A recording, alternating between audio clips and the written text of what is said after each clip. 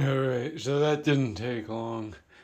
We are definitely upgrading our computer tower for our VR gaming headset. So basically, what I got going on here is I've just given myself a crash course in computer hardware. I replaced the graphics card, which I thought was an upgraded graphics card, and this was what was in there. But I was ignorant. Just looking at it, I can tell that what's coming out, while technically an aftermarket graphics card, is a far cry just in size and weight. I mean, it's literally 1/4 of the size um, to what's going in. And I know that's not a true measure, but you know, it does add up, especially when the circuitry is pretty much brand new. So after doing that, I kind of, you know, trial and error. Oh, it's a learning process. Replace the control. I'm sorry, replace the graphics card. And then I went to wire it up, and of course, situation normal. I don't have the wire harness to connect to it. So I do a little bit of research, and for good reason, I don't have the power supply. So if I were to splice in a harness, which I certainly could do after actually a very small amount of reading, it wouldn't be difficult to convert this 10 pin to an 8 pin and tap in a power supply, but then I would be overamping my power distribution, um, which would give me voltage lag and increased temperatures across the board. So don't want that. So I ordered a new power supply, which comes with the harness that I need, and the 10 pin harness, which is unique to this motherboard, which is another hang up, which I'll get to in a second. So I was like, all right, cool, I'll do that. I'll have a new power supply, I'll have a new graphics card.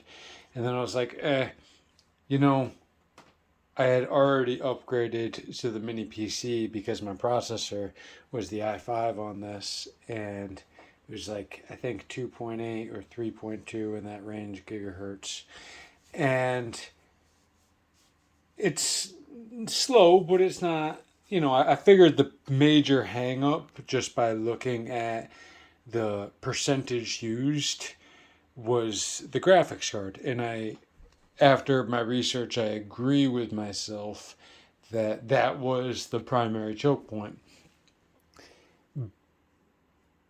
But I don't think just the fact that I was using 5% of my processor means that my processor isn't going to be limiting my ability to go into VR. So I initially looked it up. I was like, okay, I'll get a new core. I'll get the new i9 core. And then it was like, well, if you get the new i9 core, then you definitely need to upgrade your motherboard because that's not going to be compatible, uh, probably in any way, shape, or form, including the mounting bracket for the chip, uh, with what you have now. And I had just bought the power supply that plugs in specifically to this motherboard. So I returned that immediately, and then I did a little bit more research, and I found that this particular computer was initially sold with a few different processors in them, and the highest end processor was a quad core i7. I forgot what model exactly, but it ran at 3.8 gigahertz. And compared to everything else out there, that's not too bad. I mean, honestly, I know more threads and all that, and whatever, more cores, more threads. But just looking at the speed, it's, 20% lower than the best out. And this is going back to a seventh generation um, processor. And we're like 13th or whatever, 12th generation now. So this is going way back. But it's still not that far back percentage wise in speed, and it's not my primary hang up. So instead of basically buying a new computer, which is where I was basically headed, all I'm doing is I'm upgrading the power. Well, I'm upgrading everything. I'm upgrading the power. I'm upgrading the graphics card, and I'm upgrading the processor, or the core anyway, not the motherboard. And so this cost me like this cost me $230, and this, when I get the new one, is going to cost me like $80, and then the new processor is going to be like $110. So I paid $160 initially, and I did so knowing, like, holy fuck, even the motherboard costs more than that. So it was a good deal. I know it's a good deal. The hard drive and the motherboard definitely paid for this entire thing. So that's not a question. But at this point, I'm in like about $700 on the tower, and I'm going to end up with 3.8, not overclocked. I know I can overclock everything. 3.8, and the GeForce 3060 OC edition graphics card. So, I'm not upset at $700, even though I'm gonna end up with extra parts. I'm gonna end up with an extra processor. I'm gonna end up with an extra power supply. I'm gonna end up with an extra graphics card. Just looking at $700 computers, like gaming computers, I am not far off with what I would have spent buying a gaming computer. Like a gaming computer, the cheapest one you can get is probably starts around $600, and that's probably not even this good as far as the graphics card goes. It may be a slightly better processor, a little bit more like LEDs and like a cool case, but I ended up with a pretty high end pretty high end graphics card at a reasonable price, a pretty high end processor, again at a reasonable price, not a $500 core. I literally got a 7th generation for $100, but it's the best that this motherboard can do. And I'm gonna have a terabyte of storage. And I got another terabyte over there. So how this is gonna end up when all my parts get delivered, which hopefully will be by like Friday, I'll get my new core and be able to truly get this thing going. I'm gonna put it together because I'm gonna get my power supply tomorrow, and I'll be able to wire this up and test it all out with the old core. And at that point, I may or may not, depending on how tight I am with my power consumption, because the new one I got going in is, what's this one? It's not very big.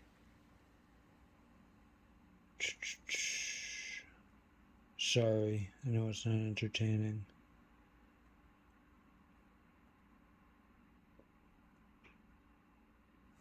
Whatever, I can't see anything.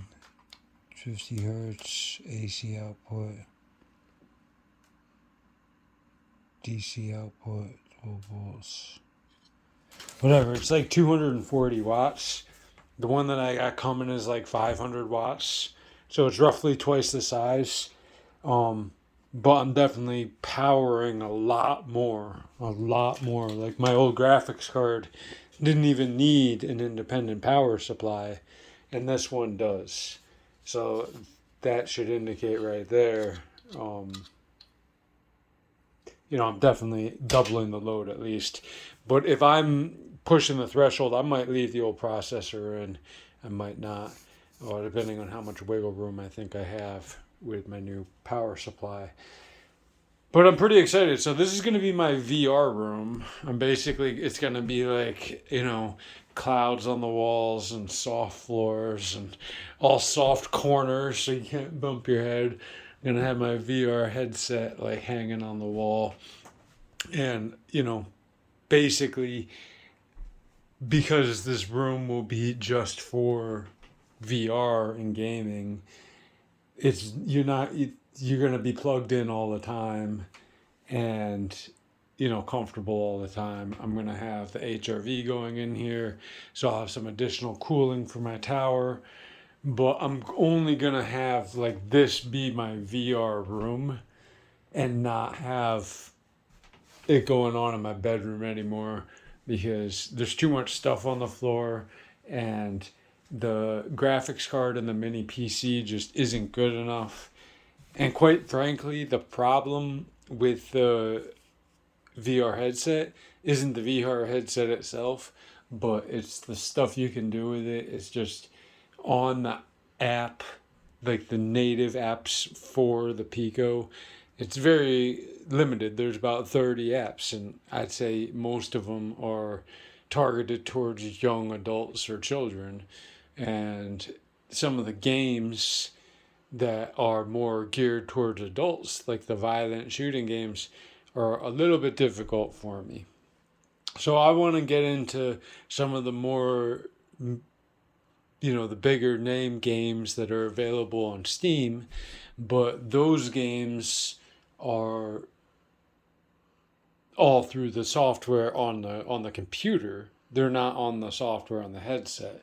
So in order to access that, I have to have a good graphics card that can interface with Steam, and it's a whole thing.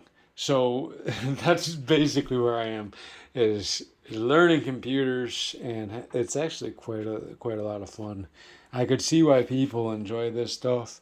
It's like building, but without really having to get super dirty. Everything really fits quite nicely. It's all, like everything just squeezes into place, and everything just fits perfectly in his little slots. It's just super, super tight. But yeah, there's a little bit of jerry rigging that's going to happen. Just like the wires in here are definitely the only thing that's kind of impinging. But anyway, it's fun. I'm getting there. Getting this processor out. The only thing I think I have to get still is some thermal adhesive to bond the heatsink to the processing core, and maybe get an air compressor, clean it up. I actually have an ESD air compressor, and then I will maybe get some WD-40 or something like that, water dispersion on there, because I'm a big fan of that stuff. And then I'll put it back together and hopefully have a cool little toy to play with.